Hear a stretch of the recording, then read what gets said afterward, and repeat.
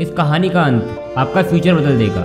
इस वीडियो का एक एक सेकंड अपने आप में लाखों का इन्वेस्टमेंट है। यह कहानी आपके स्किल्स को एक अलग ही लेवल पर पहुंचा देगी। एक समय की बात है, एक राज्य में एक राजा राज करता था। एक दिन उसके दरबार में एक विदेशी व्यापारी आया और उसने राजा को एक सुंदर पत्थर दिया।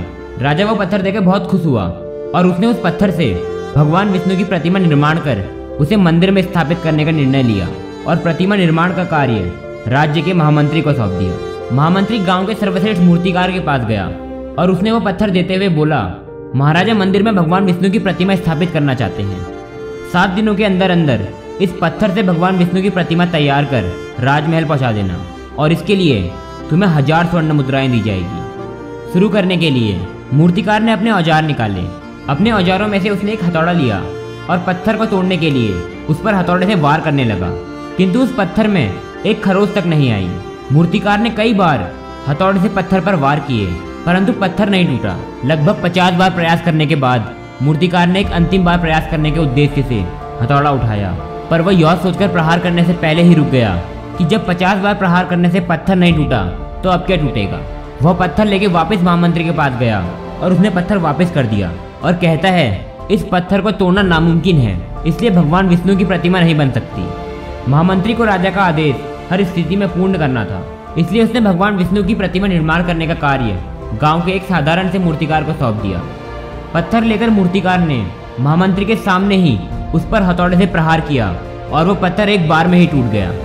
पत्थर टूटने के बाद मूर्तिकार प्रतिमा बनाने में जुट गया। इधर महामंत्री सोचने लगा कि काश पहले मूर्तिकार ने एक अंतिम प्रयास और किया होता तो सफल हो जाता और 1000 स्वर्ण मुद्राओं का हकदार बनता। दोस्तों, हमारे जीवन में भी तो ऐसी ही परिस्थितियां आती है जब हम अपना काम अधूरा छोड़ देते हैं। जब हमें कोई काम अत्यंत ही कठिन लगता है तब हम उस काम को दोबारा करने की नहीं सोचते, कोई ना कोई बहाना बना देते हैं।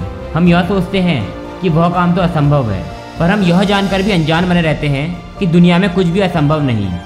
आप सभी को तो पता ही होगा कैसे एक स्कूल से निकाला हुआ बच्चा हमारे सामने थ्योरी ऑफ रिलेटिविटी का कॉन्सेप्ट रखता है, कैसे कॉलेज ड्रॉप आउट बड़ी बड़ी कंपनीज माइक्रोसॉफ्ट और फेसबुक के मालिक बनते हैं, कैसे एक चाय बेचने वाला बच्चा हमारे देश का विश्व प्रसिद्ध प्रधानमंत्री बनता है।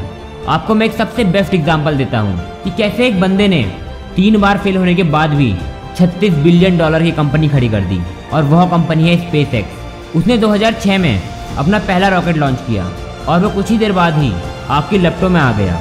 दूसरा रॉकेट 2007 में लॉन्च करा, वह फिर से फेल हो गया। 2008 में तीसरा रॉकेट लॉन्च करा, वह भी फेल हो गया। 3 बार फेल होने के बाद वह बंदा लगभग बैंकरप्ट हो ही गया था, पर उसने हार नहीं मानी। उसने कहा, जब तक मैं सफल नहीं हो जाता तब तक हार नहीं मानूंगा। फिर उस बंदे ने चौथा रॉकेट 2008 में लॉन्च करा और वह हमारे एटमॉस्फेयर को चीरता हुआ अर्थ के ऑर्बिट में पहुंच गया। 3 बार लगातार फेल होने के बाद जब उसने चौथी बार ट्राई करा तब जाकर उसे सफलता मिली। अगर वह भी यह सोचता कि मैं 3 बार फेल हो गया हूँ, चौथी बार ट्राई करके कोई फ़ायदा नहीं, तो आज वह एक नॉर्मल लाइफ स्पेंड कर रहा होता। पर उसने हार नहीं मानी और वह करके दिखाया जो असंभव था।